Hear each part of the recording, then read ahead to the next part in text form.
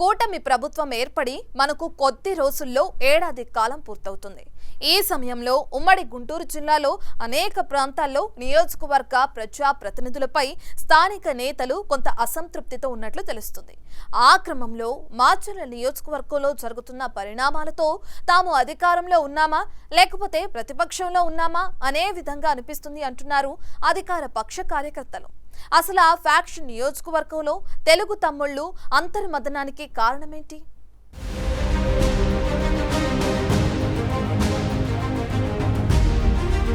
ఏ ప్రభుత్వమైనా ప్రజల మన్నలను పొందాలంటే ఎమ్మెల్యే పనితీరుతో పాటు స్థానికంగా ఉన్న కార్యకర్తలు, నేతలు పనిచేయాలి.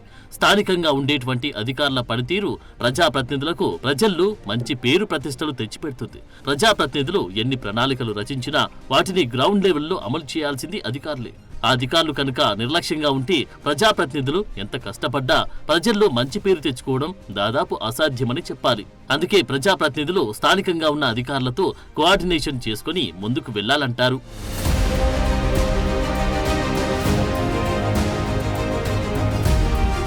ఎమ్మెల్యేగా గెలిచిన ప్రజాప్రతినిధులు తన నియోజకవర్గంలో పనిచేసే అధికారులతో ముందుగా సమన్వయం పెంచుకోవాల్సిన అవసరం చాలానే ఉంటుంది. అధికారులు నిర్లక్ష్యం కారణంగా గతంలో చాలా మంది ప్రజాప్రతినిధులు తిరిగి ప్రజలకు తమ మొహాలు కూడా చూపించలేని పరిస్థితులు ఎదురయ్యాయి. దాన్ని బట్టి అధికారులకు ప్రజాప్రతినిధులకు మధ్య ఎంత కోఆర్డినేషన్ ఉండాలనేది అర్థమవుతుంది. కూటమి ప్రభుత్వం ఏర్పడి మరికొద్ది రోజుల్లో ఏడాది పూర్తి కానుంది. అయితే కొన్ని నియోజకవర్గాల్లో ఇంకా ఎమ్మెల్యేలకు అధికారులైతే పూర్తి స్థాయిలో సహకరిస్తున్న పరిస్థితులు లేవంటున్నారు. ఎమ్మెల్యే ఒక ఆలోచన చేస్తే అధికారులు మరో ఆలోచన చేస్తూ అందరినీ గందరగోళపరుస్తున్నారట.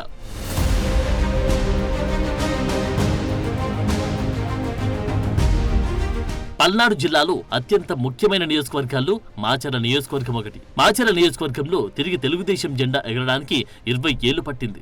నియోజకవర్గంలో అనేక సమస్యలున్నాయి. వాటిని పరిష్కరిస్తామంటూ ప్రజలకు అనేక హామీలిచ్చి కూటమి ప్రభుత్వం అధికారంలోకి వచ్చింది. ప్రజలకు తాము ఇచ్చిన హామీలను నెరవేర్చడంతో పాటు నియోజకవర్గ అభివృద్ధి కోసం మాచర్ల నియోజకవర్గం టీడీపీ ఎమ్మెల్యే జూలకంటి బ్రహ్మానందరెడ్డి మంచి ప్రణాళికని రచించుకుంటున్నారు.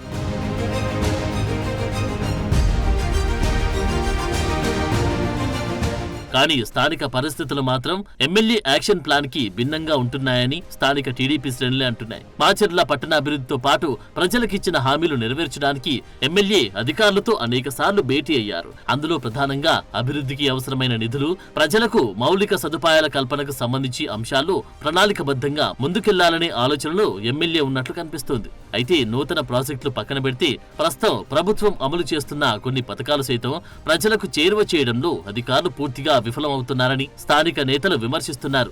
ఎమ్మెల్యే ఎన్నిసార్లు చెప్పినా అధికారులు నిర్లక్ష్యం వహించడం సర్వసాధారణంగా మారిందంటున్నారు.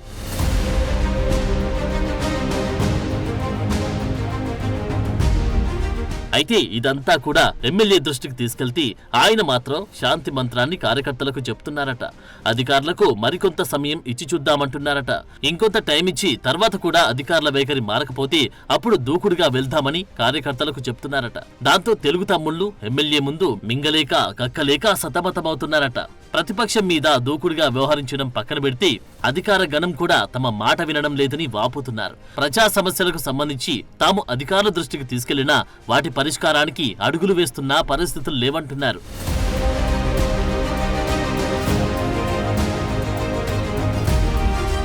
ఒకటికి 2 సార్లు అధికారులతో జరిగిన కోఆర్డినేషన్ మీటింగ్ లో ఎమ్మెల్యే స్వయంగా అధికారుల నిర్లక్ష్యంపై తీవ్ర ఆగ్రహం వ్యక్తం చేశారు. అయినా అధికారుల ప్రవర్తనలో ఎలాంటి మార్పు లేదని చర్చించుకుంటున్నారు. ఎమ్మెల్యే కఠినంగా వ్యవహరించకపోతే అధికారుల్లో మార్పు వచ్చే పరిస్థితి లేదంటున్నారు. కొందరు అధికారులు ఇంకా మాజీలకే సహకరిస్తున్నారని అసహనం వ్యక్తం చేస్తున్నారు. అదేమని అడిగితే కొత్త ఎమ్మెల్యే కూడా పాత ఎమ్మెల్యేకి చుట్టమే కదా అని అధికారులు కప్పదాటు సమాధానం చెబుతున్నారంట.